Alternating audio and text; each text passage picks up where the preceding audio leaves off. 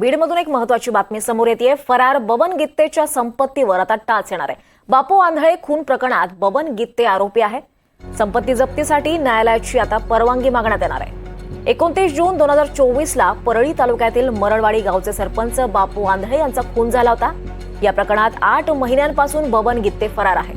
बबन गित्ते याला अधिकृतरित्या फरार घोषित केल्यानंतर त्याच्या संपत्ती जप्तीचे प्रयत्न पोलिसांकडून सुरू करण्यात आले आणि यासाठी त्याच्या संपत्तीची माहिती जमा केली जाते आहे। पुढच्या 2 दिवसात न्यायालयाकडे संपत्ती जप्तीसाठी परवानगी देखील मागितली जाणार आहे।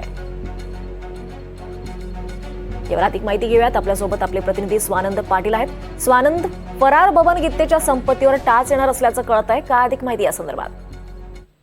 दीपाली, आपण बघितलं तर 29 जून 2024 रोजी परळी तालुक्यातील मरळवाडी गावचे सरपंच बापू आंधळे यांचा खून झाला होता आणि या प्रकरणात 8 महिन्यापासून जे आहेत ते बबन गित्ते फरार आहेत। बबन गित्ते हे राष्ट्रवादी काँग्रेस शरद पवार गटाचे प्रदेश उपाध्यक्ष आहेत आणि आता त्यांच्या संपत्तीवर टाच येणार आहे असं दिसून येत आहे, कारण ते फरार असल्यामुळे जे पोलिसांनी न्यायालयाकडे एक अर्ज केलेला आहे की त्यांची जी संपत्ती आहे जमा करायची आहे आणि ही संपत्ती जमा केल्यानंतर आता जे बबन गित्ते आहे ते शरण येऊ शकतात, त्याच अनुषंगाने ही कारवाई केली जात आहे।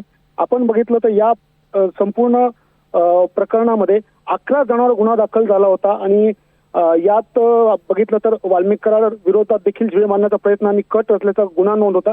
मात्र पोलिसांनी तपासात वाल्मिक कराडला सहभाग नसल्याचे सांगून त्याचे नाव वगळले होते। मात्र आता उर्वरित आरोपी आहेत ते सगळे पकडलेले आहेत। मात्र बबन गित्ते हा अद्यापही फरार आहे आणि त्याचीच संपत्ती आता जी जप्त करण्यासाठी पोलिसांनी जे अर्ज आता न्यायालयाकडे करणार असल्याचं समजतंय। दीपाली, धन्यवाद स्वानंद, आपण दिलेल्या सगळ्या सविस्तर माहितीसाठी।